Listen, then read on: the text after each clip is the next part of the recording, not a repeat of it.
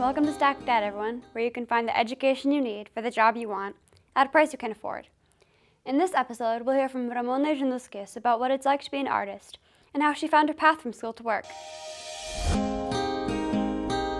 My name is Ramona Januskis, and I'm an artist and a teacher. I have two different jobs. The first one is teaching.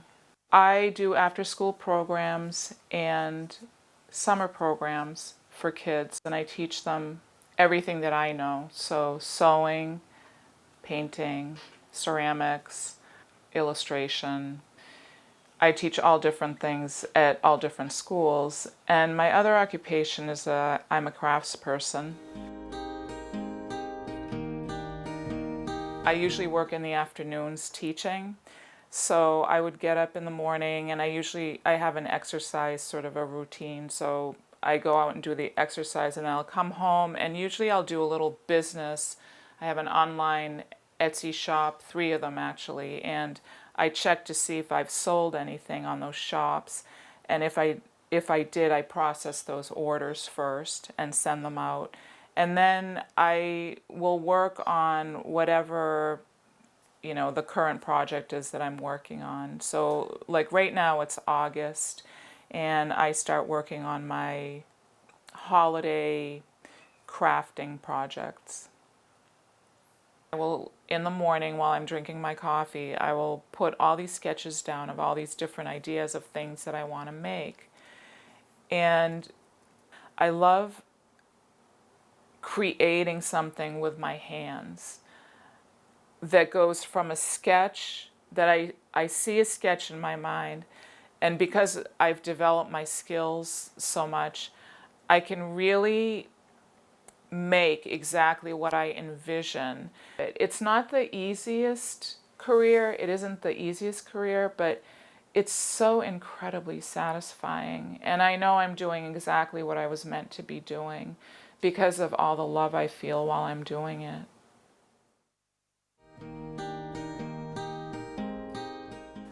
The most important skills that I would say I have are, some of them are actual physical skills, just practicing constantly and developing my physical skills, and also developing the creative process where you sketch something and then you follow through and make something, and you keep at it until it looks the way you want it to look.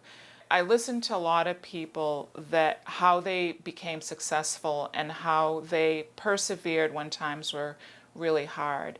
Sometimes, business is going great, and then other times business isn't going great.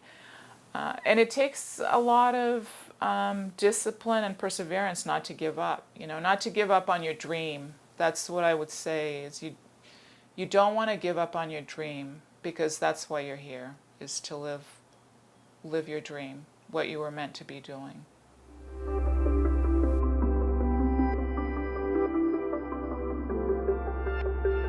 Oh, this is what I wanted to be when I was a kid. I was always this. I was born like this. This is what I always wanted to be. So I loved art, and I love telling people what to do, so that's why I like teaching.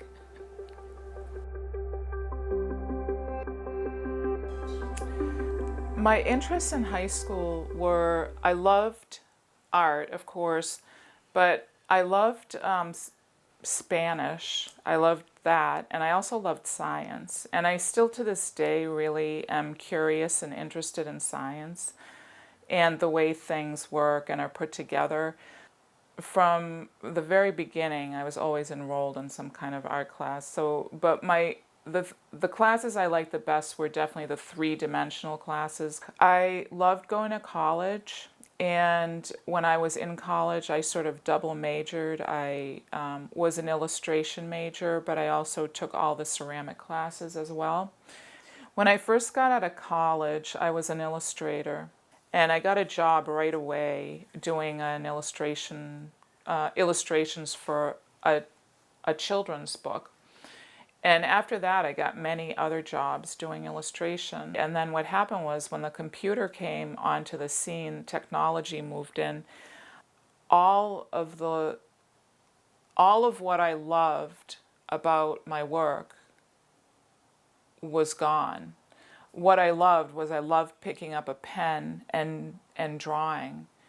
And I didn't want to sit at a computer and use a mouse all day long. I didn't want to operate a machine. I had no interest in that. And it was very hard at first when that happened because I didn't really know what I was going to do because that was my work and I was making my income from that.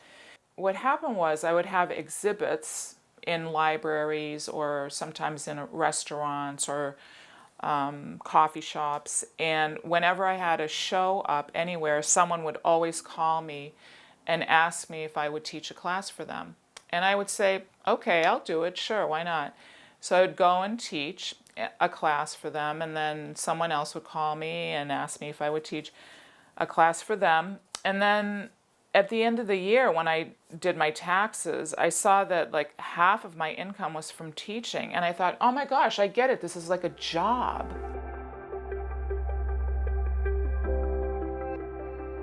It's important to listen to what other people have to say, but you yourself know what you really want to do. In your gut, you really know what you want to do.